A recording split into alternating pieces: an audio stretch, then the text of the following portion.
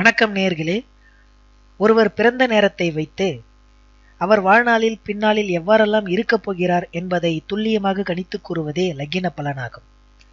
ராசி பலன் வேறு, லக்கின பலன் வேறு என்பதை மனதில் நிறுத்திக் கொள்ளவும்.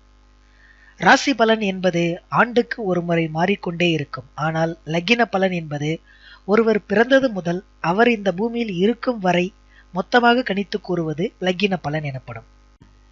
சரி நேயர்களே, இனி கும்பலக்கினத்தில் பிறந்தவர்களுக்கான பலன்களை பார்ப்போம். கும்பலக்கினத்தாருடன் சேராதே என்பது பழமொழி. ஏனெனில் கும்பலக்கினக்காரர்கள் தான் சேர்ந்துள்ள சிநேகிதர்களையே பாதிப்புக்குள்ளாக்கக்கூடிய குணம் கொண்டவர்கள்.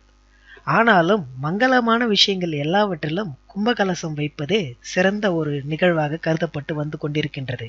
அதே போல கும்பலக்கினக்காரர்கள் மங்களமான விஷயங்களில் ஈடுபடுவார்கள், நிறைய செய்வார்கள். ஆனாலும் ஒரே ஒரு குறை, தோழர்களை பாதிக்கக்கூடிய குணம் அவர்களை அறியாமலேயே அவர்களால் நடத்தப்படக்கூடும். பெண்களிடம் மிகுந்த பிரியமுள்ளவன். பெண்களுக்கும் கும்பலக்கினக்காரர்களை அதிகம் பிடிக்கும். அகண்ட வயிறை உடையவர்களாக பொதுவாக கும்பலக்கினக்காரர்கள் இருப்பார்கள். சுக போகங்களில் அதிக ஈடுபாடு கொண்டவர்களாகவும் திட சிந்தனை உள்ளவர்களாகவும் இந்த கும்பலக்கினக்காரர்கள் இருப்பார்கள். இந்த கும்பலக்கினக்காரர்களுக்கு ஒரு 20% பேருக்கு இரு தாரம், அதாவது 2 முறை திருமணம் செய்யக்கூடிய நிகழ்வு அல்லது 2 மனைவிகள் அல்லது 2 கணவன்கள் இருக்க வாய்ப்புகள் உண்டு. பொதுவாக இந்த லக்கினக்காரர்கள் தன்னை பற்றி அதிகம் புகழ்ந்து பேசுபவர்களாகவும் குள்ளமாகவும் சிவந்த கண்களை உடையவர்களாகவும் இருப்பார்கள். ஒருவர் செய்த உதவியை உடனடியாக மறந்துவிடக்கூடிய குணம் கொண்டவர்களாக இருப்பார்கள். அது இவர்களின் குறை அல்ல, இந்த லக்கினத்தின் குறையாகும். கல்வி பெறுவதில் கும்பலக்கினக்காரர்கள் அதிக விருப்பமும் நாட்டமும் கொண்டிருந்தாலும் கூட ஒரு நிலைக்கு மேல் இந்த கும்பலக்கினக்காரர்கள் எவ்வளோ முயன்றாலும் படிக்க முடியாத ஒரு சூழ்நிலை உண்டாகும்.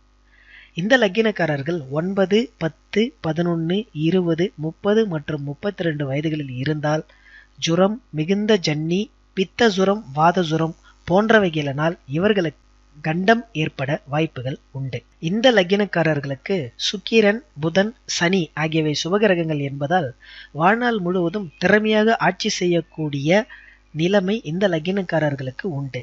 சந்திரன், செவ்வாய், வேழன் ஆகியவை பாவகிரகங்கள் என்பதால் நவகிரக வழிபாட்டின் போது இவர்களை நினைத்து வழிபாடு செய்தால் இவர்களால் ஏற்படும் பிரச்சனைகளில் இருந்து இவர்கள் தப்பிக்கலாம்.